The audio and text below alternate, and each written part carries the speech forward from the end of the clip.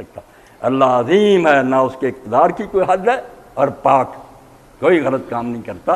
اس نے یہ دنیا بالحق بنائی مقصد کے تحت۔ اب دیکھیں یہ مرنے والوں کے ہم جنازے دیکھتے ہیں، دفن کرتے ہیں، سب کچھ ہوتا، مگر عقل نہیں پکڑ۔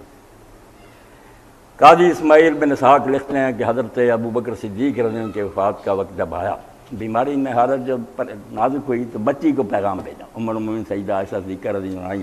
انہوں نے جب باپ کی حالت دیکھی تو بیٹی دی رو پڑی اور اشعار پڑھے عربی زبان کے، فواللہ ما یغنی السرا ولا الغنا اذا حشرجت یوم ما ذاق بحسد، کہ جب جان جو ہے نا وہ گلے میں آ جاتی ہے اور سانس رکنے لگتا ہے تو پھر اللہ کی قسم نہ کوئی حکومت فائدہ دیتی ہے نہ خزانے کام دیتے ہیں۔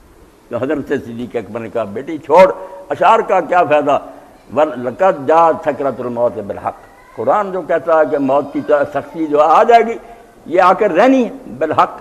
آپ نے سورہ قاف کی یہ آیت پڑھی کہ بیٹا اشعار نے کیا بتانا، قرآن ہی بتاتا کہ جس سے تو بھاگتا پھرتا تھا وقت آ گیا، یعنی ذالک ما کنت من التحید، اسی سے بچتا پھرتا تھا نا، سارے اسباب کرتا تھا، باڈی گارڈ رکھتا تھا، بچا لیا۔